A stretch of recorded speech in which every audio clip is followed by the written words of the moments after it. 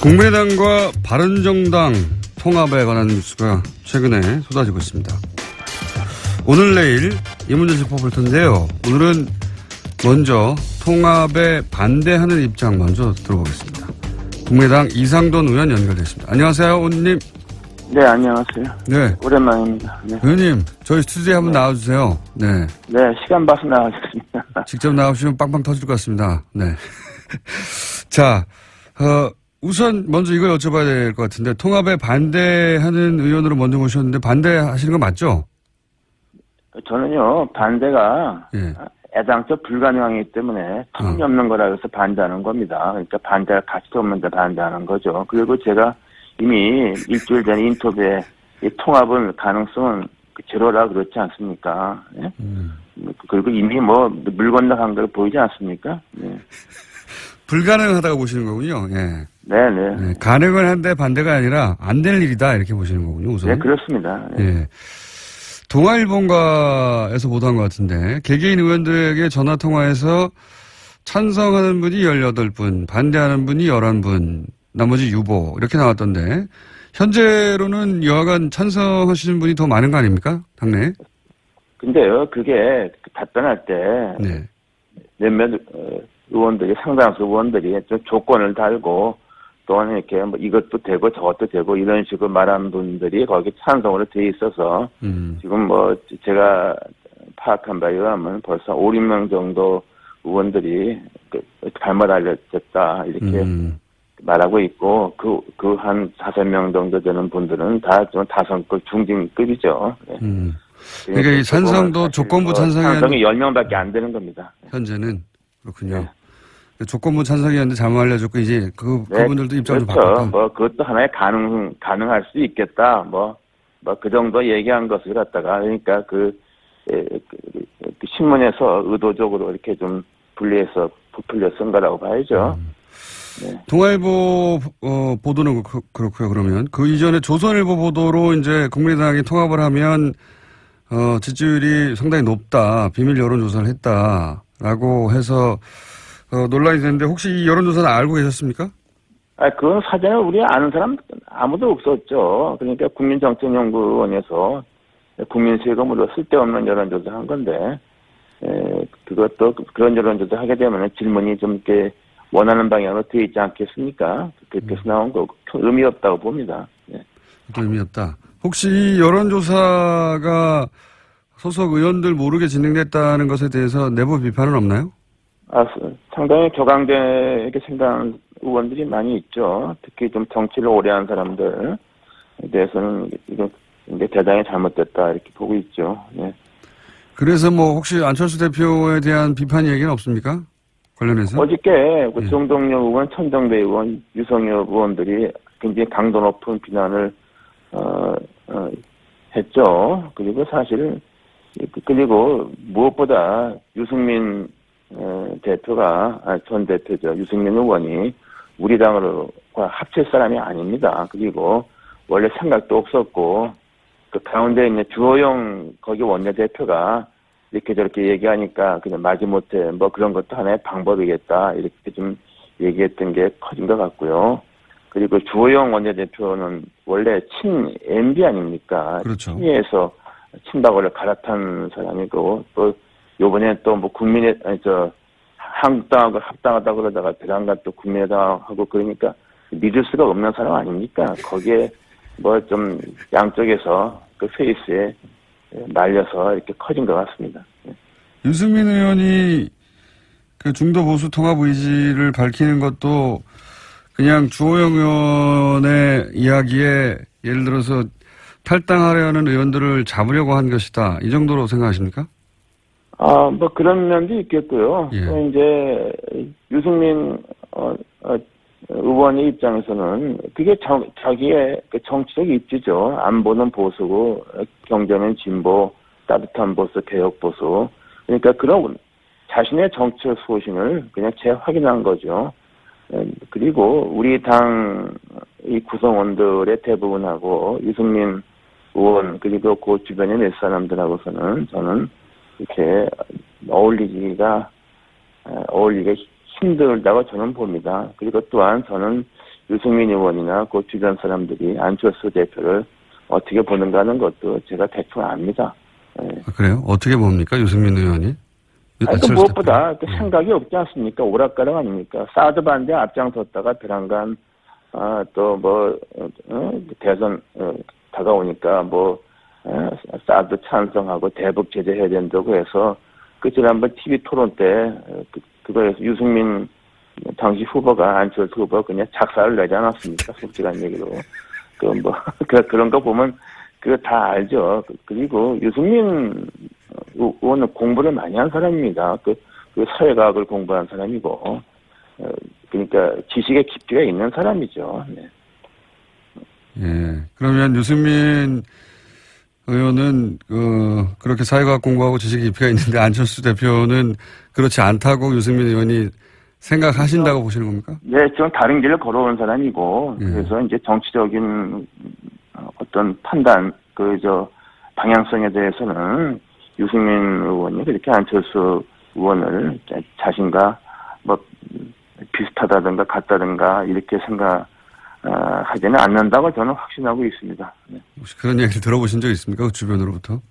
저자에서 더 이상 언급을 하지 않고 저는 솔직히 배경이 거기 있는 주변 사람들하고 좀 알지 않습니까? 네. 왜 이렇게 웃어요? 예. 사석에서 나눈 이야기는 하실 수 없는데 유승민 의원이 안철수 대표를 그렇게 높게 평가하지 않는다 이런 말씀이시네요. 요지는. 그건 우리 TV 토론 때 보지 않았습니까? 거기에 대해서 안철수 당시 후보 한마디도 못했잖아요, 반론을. 쩔쩔맸잖아요. 네. 그래서 대선은 끝나버렸죠. 네. 그만 좀 웃어요. 네. 네. 그만 좀 괴롭히십시오 하는 유명한 어디는 그때 나왔죠. 예. 네. 그러면 바른정당은 지금 사실 예를 들어서 통합이 진행되면 원내 교섭 단체를 유지할 수 있으니까 바른정당은 그리고 또 이제 탈당하려는 분들에게 국민의당과도 통합의 가능성이 있나 이렇게 이제 다시 한번 제고하는 효과를 얻을 수 있을 것 같은데 근데 국민의당에서 통합을 찬성하시는 분들은 어떤 이득을 얻을 수 있어서 찬성하시는 걸까요? 그걸 알 수가 없어요. 그렇게 해서 우리 40명이 그대로 있고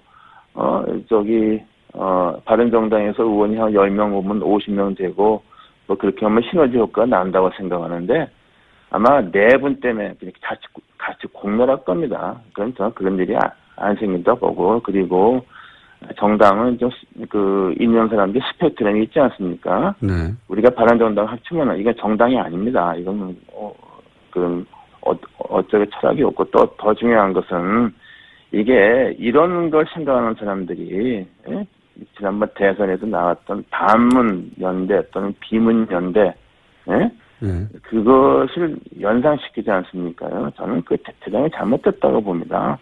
그리고 유승민 의원이 지향하는 개혁 보수는 지금 굉장히 어렵습니다. 그러나 이 어려운 것을 좀 참으면은 다음번 총선에서는 상당한 세력을 구축할 것으로 저는 생각하고 있습니다. 오히려 유승민 의원이 그냥 지금 당장 어렵다고 해서 그냥 섞어지게 하는 식으로 국민의당하고 합치면은 본인의 정치 생명은 저는 희망이 없다고 봅니다. 그럴 리가 없습니다. 근데 문제는 유승민 의원이 그렇게 아둔한 사람이 아닙니다. 아둔한 사람이 아닙니다. 국민의당 내부에서 원외위원장 일괄 사퇴 얘기가 나왔지 않습니까? 그게 아마도 이제 바른정당과 통화하자면 원외위원장 자리가 비어 있어서 그렇게 진행된 거 아니냐 이런 얘기가 나오는데 원외위원장 일괄 사퇴 문제는 어떻게 진행되고 있습니까? 지금 제게 어저께 토론회 했는데 굉장히 반대하는 위원장들의 목소리가 훨씬 크고 당당했다 그러죠. 그리고 지금 시도당 위원장에서 서울, 부산, 경남 빼고 다 그만뒀다 이렇게 얘기는 하는데 우리가요 좀 서울, 경기, 부산, 경남하고 호남은 물론 우리가 제일 강하고 하고서는 그 외에는 조직 자체가 굉장히 미비합니다. 그래서 원내위원장 숫자가 중요한 게 숫자도 정확히 누가 사퇴했는지 밝히지도 않아요. 하고 사실상 그 시도당이 그렇게 당원도 별로 없고 존재 의미가 좀 취약한 데서 사퇴를 낸 것 같아요. 그리고 당원이 많고 당원 조직이 있는 위원장들은 다 사퇴 거부했습니다. 그래서 그거 보면은 그런 것도 대단히 잘못된 거죠. 그럴 이유가 없어요. 알겠습니다. 그러면 이건 어떻습니까? 사실 이제 정계 개편이 이제 있을 수밖에 없는 국면으로 가긴 가는 것 같습니다. 그래서 적어도 바른정당은 몇 분이 될지 혹은 시기가 언제일지 문제지 탈당이 이루어질 것 같은데요. 그러면 국민의당도 내부적으로 좀 요동치지 않겠습니까? 국민의당 내부에 특히 호남계 의원들은 지금 안철수 대표의 드라이브에 반발하고 있는데 그분들이 민주당으로 뭐랄까 돌아가거나 통합하거나 이런 가능성은 어떻게 보십니까?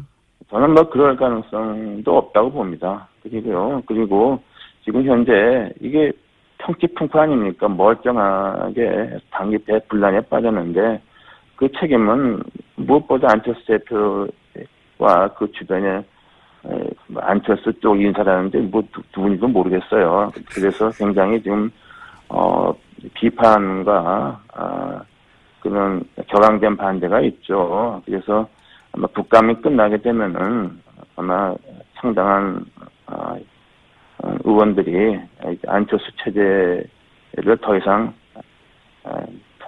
갈 수가 없다. 안철수에 갈 수가 없다. 뭐 이런 목소리가 불출될 것으로 저는 봅니다. 그래서 이거 그냥 멀쩡한 당원 갖다 분란에 빠뜨린 거 아닙니까? 저는 그렇게 봅니다. 그럼 국감 끝나고 나면 안철수 대표 체제를 청산하고 비대위로 가야 된다. 뭐 이런 식의 주장까지 나올 수 있는 상황이다. 내부 분위기가. 그럴 가능성이 저는 있다고 봅니다. 그래서 어제 그리고 지금 안 대표 측에 대해서 반대를 분명히 했던 의원 보면은 다들 무게감이 있는 의원들 아닙니까요? 다선 의원들이죠. 그리고 이미 숫자도 이미 그 통합에 대한 반대 의사를 갖고 있는 의원들이 40에서 20을 훌쩍 넘는다고 봅니다. 그래서 이것은 이번에 멀쩡한 당에 그야말로 파문만 일으킨 거고 누군가는 책임을 져야 된다고 봅니다. 이게 마지막 질문인데요. 일단 오늘 여기까지 할 텐데 만약에 그렇게 친한 게 안철수 대표를 중심으로 한 분들과 그리고 이제 그런 통합이나 이런 논의 자체가 말이 안 된다. 당에 피해를 끼쳤다 생각하시는 분들이 계속 논란이 커지면 같이 하기 힘들어질 수도 있는데 그 경우 의원님은 비례대표라서 탈당도 못 하시지 않습니까? 제가 왜 탈당을 합니까요? 저는 그 다수가 당을 지키자는 건데. 예. 무슨 탈당 같은 얘기를 합니다. 아니, 지금, 이게, 사실이요. 네. 청상시에는, 선거를 앞둔 게 청상시에는 의원이, 원내가 중요한 겁니다. 청상시 선거 임박해서, 가게 원내 후보 정할 때 그렇죠. 지금 다수가 주류가 우리 국민의당은 그대로 지키고 가서, 제가 지방선거는 어차피 좀 야3당이 다 어려운 거고, 그리고 이제 총선까지 간다는 이런 생각을 하고 있는 건데, 그 탈당을 하면 다른 사람이 탈당을 해야죠. 왜 이렇게, 원래 당을 지키겠다는 사람이 탈당을 합니다. 그건 좀 엉뚱한 질문 같습니다. 알겠습니다. 자, 마지막으로 하나만 더 여쭤볼게요. 네. 요즘 현안이라 연결한 김에. 네. 지금 적폐청산 대 정치보복 프레임 있지 않습니까? 여기 대해서 간단하게 논평해 주신다면요? 저는요, 적폐청산이라는 그 어감이 좀 강하죠. 네. 그러나 저는 이게 개혁, 그리고 지난 이명박 박근혜 시절에 있었던 9년 있었던 그 엄청난 독선과 오만의 년 국정 파탄, 그 철저하게 바로잡아야 됩니다. 책임지어야 되고 심판해야만 됩니다. 저는 그러기 위해서 민주당이 국회 원내 과반이 안 되지 않습니까? 예. 저는 특별한 개별 사안에 대해서는 우리 국민의당도 좀 반대할 수 있지만 그 큰 흐름, 개혁이라는 큰 흐름, 구정권에서 잘못된 것을 심판하고 바로잡고 책임을 지운다는 거기는 저는 같이 가야 된다고 봅니다. 그래서 현 정부에서 필요한 것은 저는 개혁연대라고 그렇게 그게 가장 중요하다고 봅니다. 알겠습니다. 오늘 말씀 감사합니다. 네, 감사합니다. 네, 지금까지 국민당 이상돈 의원이었습니다. 내일은 통합에 찬성하는 의견 들어보겠습니다. 이명박 박근혜 정부 시절 아랍에미레이트 UAE 원전 수출에 대한 홍보 대단했습니다. 그런데 내용을 들여다보면 그게 아니었다라는 주장이 나왔습니다. 더불어민주당 홍익표 정책위 수석 부의장 연결했습니다. 안녕하세요, 의원님. 예, 안녕하세요. 반갑습니다. 예, 바로 본론으로 들어가서 뭐가 문제입니까? 따져주십시오. 예, 이게 두 가지죠. 하나는 원전 수출에 대한 과대 포장인 거고요. 예. 두 번째는 이명박 정부 시절에 맺었던 계약이 박근혜 정부 들어와서 추가로 악화되는 겁니다. 즉, 그 전에 맺었던 계약도 확정된 게 아니라 이후에 그 UA 측에 휘둘리면서 그 계약이 악화되면서 사실상 빚 좋은 개살구에 머무른 거 아니냐 이런 우려입니다. 원래 안 좋았는데 더 악화됐고 그리고 과대 포장됐다. 우선 과대 포장은 좀 자세히 설명해 주시면요. 이게 뭐 잘 아시다시피 2011년, 12년 그 당시에 그 1차 계약이 2012년에 이루어지는데 2011년, 12년 당시에 이명박 정부에서 대대적으로 선전했던 게 아랍에미레이트 원전 수출 아닙니까? 그 한국형 원전 수출 해가지고 뭐 마치 황금알을 낳는 거위처럼 그 당시 선전을 했습니다. 그러니까 당시 그 발표 내용을 보면 한국형 원전 4기를 지어주면서 총 계약이 우리 돈 한 21조 원 당시 환율에 따르면 186억 달러다 해서 굉장히 큰 돈을 이익을 벌 수 있다고 하면서 당시 수익률을 한 16% 목표 수익률을 제시를 했습니다. 그래서 그 새로운 우리나라의 수출 산업이라고 하면서 지금도 칭고리 오리코기 중단과 관련돼서 원전 수출 얘기를 계속 하지 않습니까? 그 재개를 지지했던 측에서요. 근데 사실은 이 원전 수출 과정에서 이런 이익이 부풀려졌고 또 다른 측면에서 즉 이 사고나 또는 관리 운영에 대한 책임 이후에 우리가 부담해야 될 그 어떤 관리 책임에 대한 리스크에 대해서는 전혀 알려지지 않았다는 것이죠. 그렇게 그것까지 다 계산하면 수익률이 얼마나 됩니까? 16%가 아니라? 이거는 뭐 좀 더 따져봐야 되는데, 2016년에 박근혜 정부에서 이제 새롭게 계약을 확정짓습니다. 그때 확정짓는데, 당초 16%였던 것이 10.5%로 조정됩니다. 아, 그때 이미? 네네. 근데 이 아부다비 정부에서는 9%를 요구했는데 10.5%로 했는데, 이것은 좀 우리가 봐야 되는 게, 우리가 보면 해외 사업에서 기준 수익률 산출 모델 IPP 원자력이라는 게 있어요. 우리 자료에 따르면 그게 기준 수익률이 9.52%거든요. 그러니까 그보다 약간 1% 높은 겁니다. 즉 아부다비 정부가 요구한 9%는 그보다 낮은 거죠. 그러다 보니까 거의 마지노선으로 10.5%를 했는데 이조차도 우리가 관리 운영에 따른 책임을 지다 보면 어떻게 될지 모른다는 거죠. 실제로 가장 문제가 되는 거는 양 당사장 엔액 측과 한전 측이 계약을 하면서 몇 가지 독소 조항이 들어갔습니다. 우리 입장에서는 독소 조항이죠. 계약이 이제 불리하게 되는데, 예, 크게 한 5가지 정도 지적을 할 수 있는데요. 하나는 지분 비율이 변동될 가능성이 있습니다. 그러니까 2012년 당시에는 우리 지분 비율이 한전이 18%, 엔액이 82%였거든요. 그래서 추가 자본 납입 시 초과 가능해서 우리가 예를 들면 추가 자본이 증자를 할 때 한전도 같이 해서 이 18%를 유지하거나 더 지분을 높일 수 있는데 2016년에는 한전 지분 한도를 18%로 상한을 했습니다. 그걸 넘어설 수 없고 이후에 증자에 따라서는 도리어 추가 사업주 영입을 하게 되면 증자를 하게 되거나 엔액이 할 수 있으면 18%로 줄어들게 되는 거죠, 지분이요. 그렇게 되면 이후에 수익률도 줄어들 수 있죠. 18%에 따른 수익률이 10.5%고 이렇게 우리가 설정해놨기 때문에 만약에 지분율이 줄어들면 수익도 줄어들게 되죠.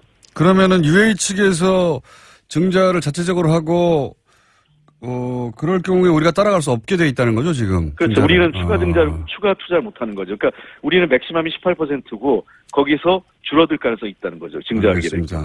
그다음에 콜옵션 문제도요. 원래는 우리가 풋옵션이라고 해서 콜옵션이 이제 풋옵션 가격 했는데 콜옵션 할 때 이게 이제 어떤